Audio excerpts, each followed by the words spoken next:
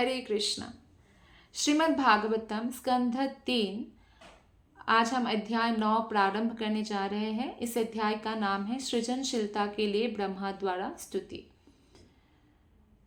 ब्रह्मोवाच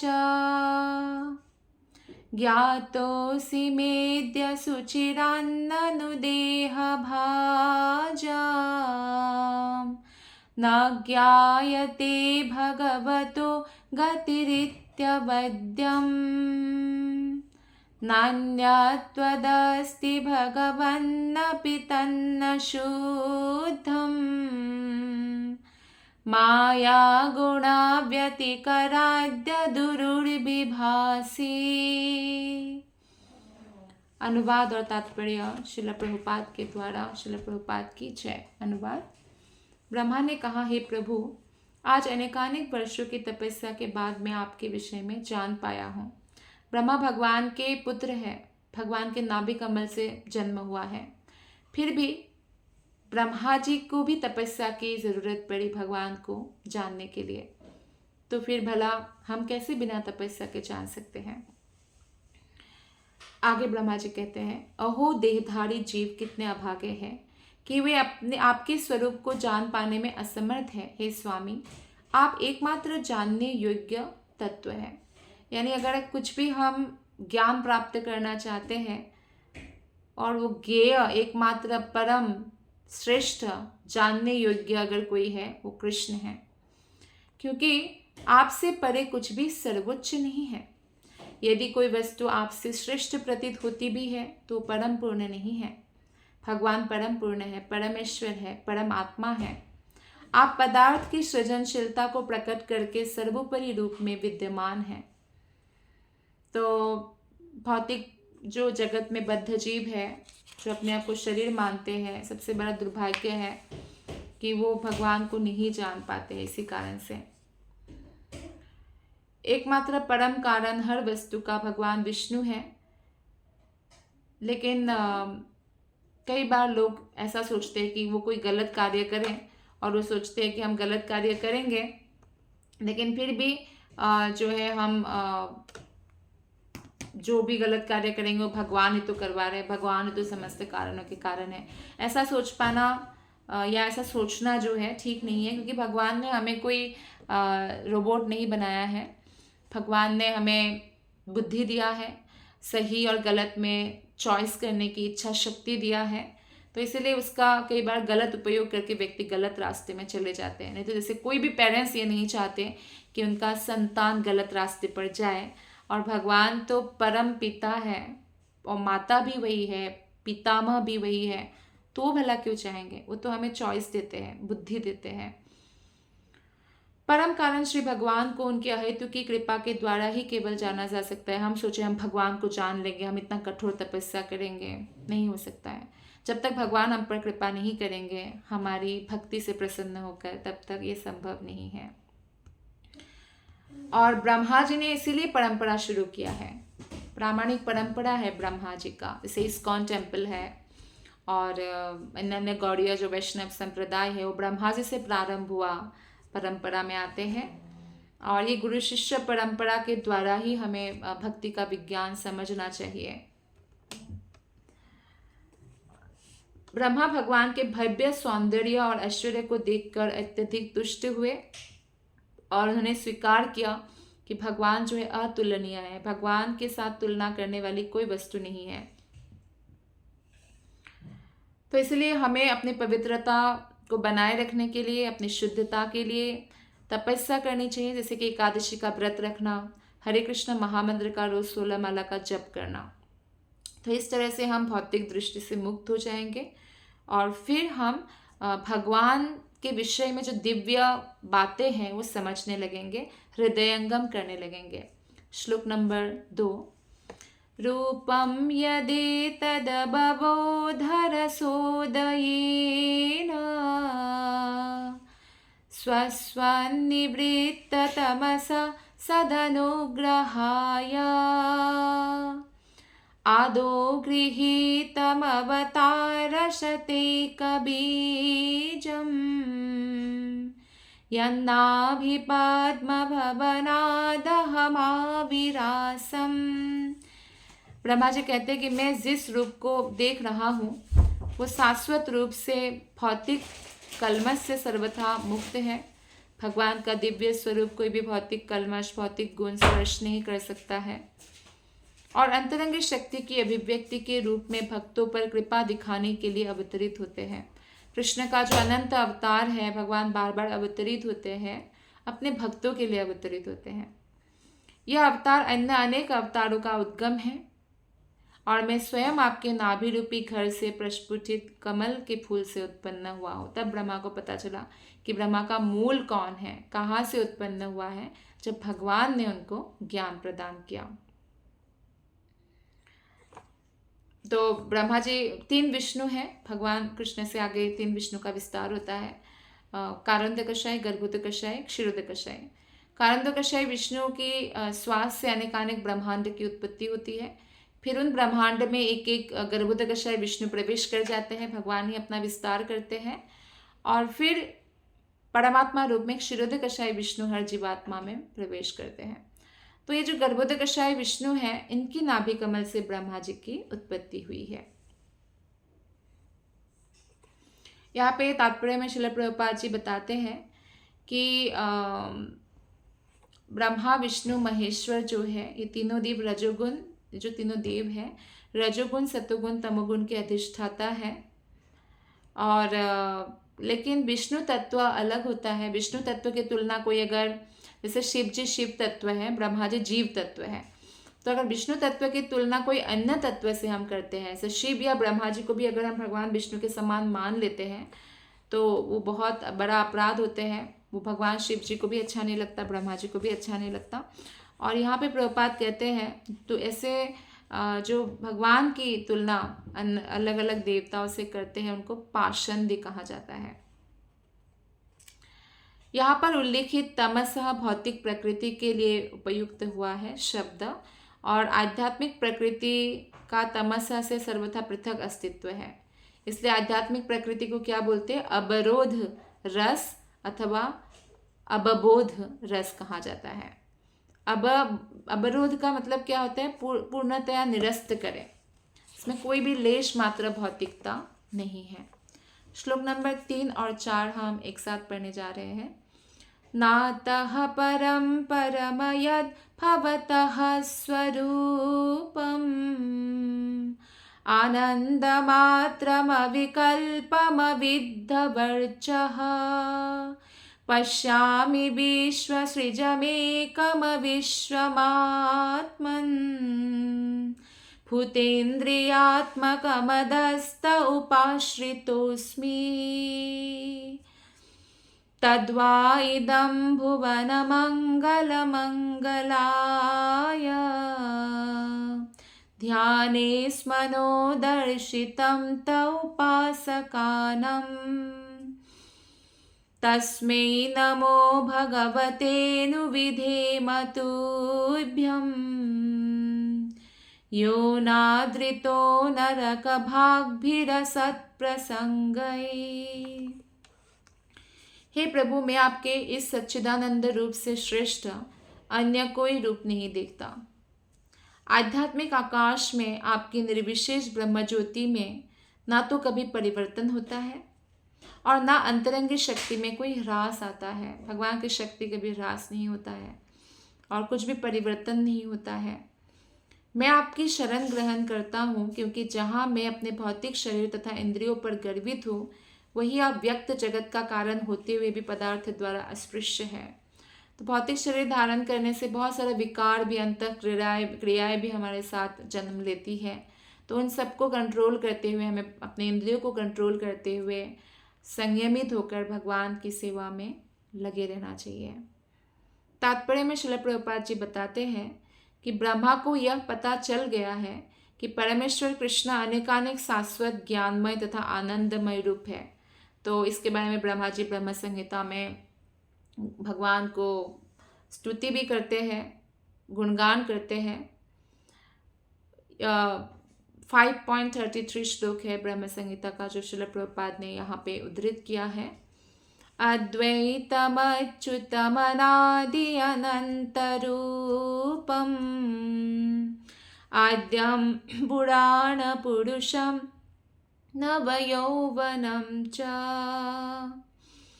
वेदेषु दुर्लभमदुर्लभमात्मभक्तो गोविन्दमादिपुरुषं तमहं भजामि। ब्रह्मा जी कहते हैं, मैं उन आदि भगवान गोविंद की पूजा करता हूँ जो अद्वैत तथा अच्युत है। यद्यपि वे अनेकानेक रूपों में विस्तार करते हैं, किंतु वे समस्त कारणों के आदि कारण हैं। भगवान से पुरातन व्यक्ति कोई नहीं है। जब सृष्टि में कोई भी नहीं था तो भी भगवान थे, और भगवान कभी भी वृद्ध नहीं होते। हालांकि सबसे पुराने हैं, पुरातन हैं और हमेशा तरुण रहते हैं। लेकिन हम वेद उपनिषद पढ़ के कि कल वेद उठाए लाइब्रेरी जाए, वेद उठाए पढ़ेंगे भगवान के बारे में और जान जाएंगे, ऐसा नहीं हो सकता है। केवल शुद्ध भक्त के आश्रय लेकर, प्रामाणिक गुरु के आश्रय लेकर जब हम भक्ति विज्ञान को अभ्यास करेंगे तभी हम भगवान को जान सकते हैं। भक्ति की पूर्णता से मनुष्य समझ सकता है कि निर्विशेष ब्रह्मज्योति तो पूर्ण पुरुषोत्तम भगवान श्री कृष्ण का केवल आंशिक प्रतिनिधित्व करती है। जो निर्विशेष ब्रह्मज्योति है वो भगवान कृष्ण के शरीर से निकला हुआ ज्योति है। वो केवल भक्ति से इस बात को समझ सकते हैं। ब्रह्मज्योति के आध्यात्मिक आकाश में ये जो ब्रह्मज्योति है, ये ज्योति से पूरा वैकुंठ जगत ढका हुआ है। इसलिए कोई कृष्ण भक्ति करे बिना अगर ध्यान करेंगे तो उनको एक बड़ा ज्योति दिखाई देगा। उस ज्योति को वो भेद नहीं कर सकते, क्योंकि वो भगवान कृष्ण या नारायण के भक्त नहीं है। तो उसके अंदर वैकुंठ लोक है। और आध्यात्मिक आकाश में समय के कारण कोई परिवर्तन नहीं होता। जैसे ब्रह्मा जी का एक दिन को एक कल्प कहते हैं, तो समय का हिसाब किताब है यहाँ पर। वैकुंठ जगत में समय का कोई प्रभाव नहीं पड़ता, कोई वृद्ध नहीं होते हैं और हमेशा जो है व्यक्ति तरुण रहते हैं, कोई चिंता नहीं है, आनंदमय जीवन है। श्लोक नंबर 4 में ब्रह्मा जी कहते हैं कि पूर्ण पुरुषोत्तम भगवान कृष्ण का यह वर्तमान रूप, उनके द्वारा विस्तार किया हुआ अन्य कोई भी दिव्य रूप सारे ब्रह्मांडों के लिए समान रूप से मंगलमय है। भगवान कृष्ण का रूप हो, बलराम हो, चैतन्य महाप्रभु हो, या भगवान के अनेक अवतार, वरा अवतार, मत्स्य अवतार, कुर्म अवतार, नरसिंह अवतार हो, परशुराम अवतार हो, सारे दिव्य है और सब ब्रह्मांड के लिए मंगलमय है। चूंकि आपने नित्य साकार रूप प्रकट किया है, जिसका ध्यान आपके भक्त करते हैं, मैं आपको सादर नमस्कार करता हूँ। जिसके भाग्य में नरकगामी होना लिखा है, वे आपके साकार रूप की उपेक्षा करते हैं। क्यों? क्योंकि भगवान साकार है, भगवान निराकार नहीं है। और अगर कोई बहुत सुंदर व्यक्ति को बोले कि आपका रूप ही नहीं है, तो ये तो एक गाली जैसा हुआ। तो इसलिए निराकार मानने वाले नरकगामी होते हैं, ऐसा यहाँ पे बताया गया है। और तात्पर्य में श्रील प्रभुपाद जी बताते हैं कि भगवान के साकार रूप की पूजा ध्यान द्वारा परमात्मा में की जाती है, लेकिन निर्विशेष ब्रह्मज्योति की पूजा नहीं की जाती। जो निराकार है वो दिखता ही नहीं है, तो कैसे पूजा करेंगे?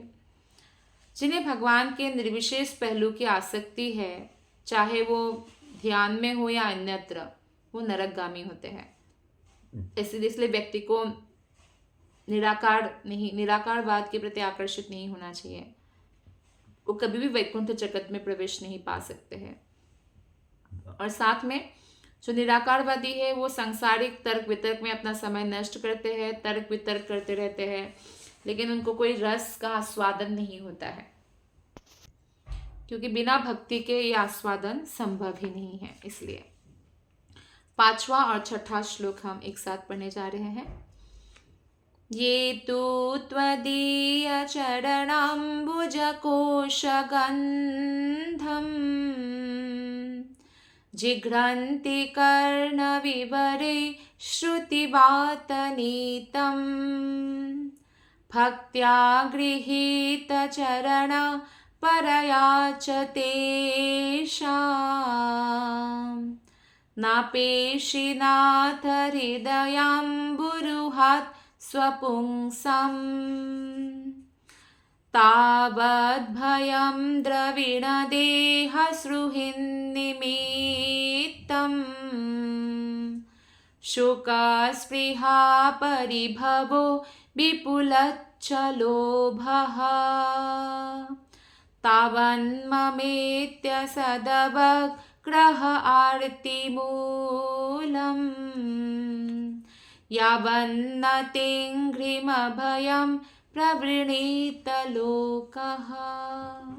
5वें श्लोक में ब्रह्मा जी कहते हैं, हे प्रभु, जो लोग वैदिक ध्वनि की वायु द्वारा ले जाई गई आपके चरण कमलों की सुगंध को अपने कानों के द्वारा सूंघते हैं, वे आपकी भक्तिमय सेवा को स्वीकार करते हैं। उनके लिए आप उनके हृदय रूपी कमल से कभी विलग नहीं होते हैं। तो भगवान हमेशा कमल पर आसीन होते हैं जैसे, और भी देवता है, ब्रह्मा जी कमल पर आसीन है, लक्ष्मी जी है। तो हमारा हृदय को भी कमल के साथ तुलना किया गया है। इस हृदय कमल में कृष्ण को आसीन करना है। और यहाँ पे एक बात और बोला गया है कि भगवान के चरण कमलों का सुगंध कानों से सूंघना। कानों से हम कहाँ सूंघ सकते हैं, लेकिन इसका अर्थ यह है कि कानों से ही केवल हम श्रवण कर सकते हैं। और भगवान का दर्शन अभी बद्ध अवस्था में हम कानों से श्रवण करते हुए दर्शन कर सकते हैं, कानों से श्रवण करते हुए कृष्ण के चरण का सुगंध ले सकते हैं। श्री भगवान के शुद्ध भक्तों के लिए भगवान के चरण कमलों से परे कुछ भी नहीं है। वो दुख में भी भगवान के चरण कसकर पकड़ते हैं और सुख में भी भगवान का चरण कसकर पकड़ते हैं। वो किसी भी परिस्थिति में हमेशा बहाना ढूंढते हैं कि कृष्ण के पास कैसे जाए। जैसे कोई प्रेमिक है, प्रेमिका के करीब जाने का हमेशा बहाना ढूंढते हैं। तो कृष्ण हमारे अल्टीमेट प्रेमी है, कृष्ण हमारे प्राण है, आत्मा का प्राण परमात्मा है और वो कृष्ण है। तो इसलिए हमें उनके पास जाने का हर एक बहाना ढूंढना चाहिए। भक्त ऐसे करते हैं और भगवान जानते हैं कि ऐसे भक्तों को, जो शुद्ध भक्त है, वो भगवान के अतिरिक्त कुछ चाहते ही नहीं है, भगवान से कुछ मांगते ही नहीं है। इसलिए भगवान और ऋणी अनुभव करते हैं। कुछ मांग लो, नहीं मांगते, लेकिन हाँ भगवान की सेवा मांगते हैं, कृष्ण का प्रेम मांगते हैं। उनकी हर इच्छा आध्यात्मिक होती है, भौतिक कोई इच्छा ही नहीं होती है।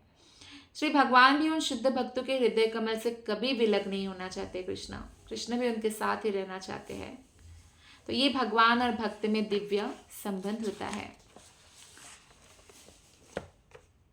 तो 6 नंबर श्लोक में बोलते हैं कि हे प्रभु, संसार के लोग समस्त भौतिक चिंताओं से उद्विग्न रहते हैं। निश्चित रूप से जो संसार में है, हम भौतिक जगत में हैं, कुछ ना कुछ परेशानी लगी रहती है, चिंता होती रहती है। और संसार के लोग हमेशा भयभीत भी रहते हैं कि किसी मेरे प्रियजनों की मृत्यु ना हो जाए, मेरी मृत्यु ना हो जाए, हम बीमार ना हो जाए, या नौकरी को लेके चिंतित होना, भयभीत होना। वे सदैव धन, शरीर, मित्रों की रक्षा करने का प्रयास करते हैं। वे शोक तथा अवैध इच्छाओं एवं साज सामग्री से पूरित रहते हैं तथा लोभवश मैं तथा मेरे की नश्वर धारणाओं पर अपने दुराग्रह को आधारित करते हैं। ये मेरा है, मैं ही ये हूँ, ये जो धारणाएं हैं ये मिथ्या अहंकार से आते हैं। जब तक वे आपके सुरक्षित चरण कमलों की शरण ग्रहण नहीं करते, तब तक वे ऐसी चिंताओं से भरे रहते हैं।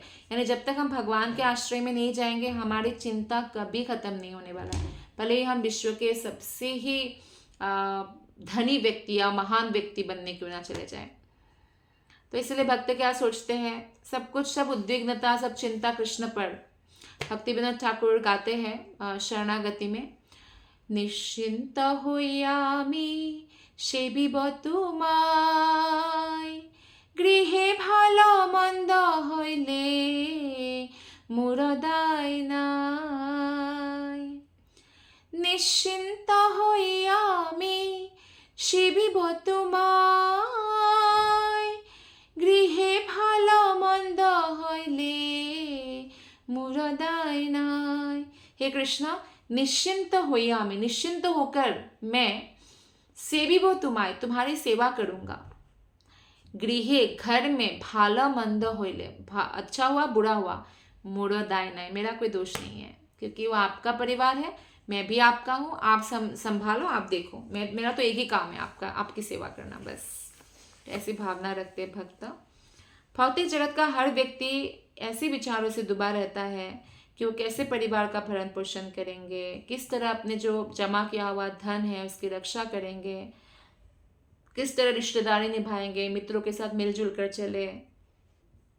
तो श्री भगवान का शुद्ध भक्त कभी भी स्वयं को अपने घर का स्वामी नहीं मानता। वो हर वस्तु भगवान के सर्वोच्च नियंत्रण पर छोड़ देता है, अतः उसे अपने परिवार के भरण पोषण अथवा अपने परिवार के हितों की रक्षा करने का कोई भय नहीं सताता। तो कहने का तात्पर्य है कि भक्त जो है भगवान पर डिपेंडेंट रहते हैं। वो जानते हैं कि मैं चाहकर भी रक्षा नहीं कर पाऊंगा, लेकिन भगवान रक्षा कर सकते हैं। तो इसलिए उनका कोई आकर्षण नहीं रहता, वो कर्तव्य के रूप में उसका पालन करते हैं। तो इंद्रिय तृप्ति, अगर कोई आकर्षण है उनका तो वो इंद्रिय तृप्ति के लिए नहीं होता है, वो भगवान की सेवा के लिए आकर्षण होता है। कोई इच्छा है तो कृष्ण की सेवा के लिए वो इच्छा होती है। अगर वो धन भी अर्जित करते हैं तो भगवान की सेवा में लगाते हैं। चूंकि भक्त हर वस्तु को भगवान के प्रति सेवा भाव में स्वीकार करते हैं, इसलिए धन आने से उनको अहंकार नहीं आता, धन के प्रति आसक्ति नहीं होती। जैसे कोई सांप है विषैला, धन भी ऐसा ही विषैला सांप की तरह है। सांप का अगर विष वाला दांत तोड़ दिया जाए तो वो सांप कितना भी काटे किसी को कुछ नहीं होगा। वैसे ही धन का विष दंत उखाड़ दिया जाता है। व्यक्ति जब उस धन का मालिक कृष्ण को समझते हैं तो फिर उससे उनको कोई आसक्ति नहीं होता है और भौतिक जगत में वो फंसते नहीं हैं। तो इसी के साथ आज श्रीमद् भागवतम की कथा को हम विराम देते हैं। आप सबका हृदय से बहुत बहुत धन्यवाद। हरे कृष्णा।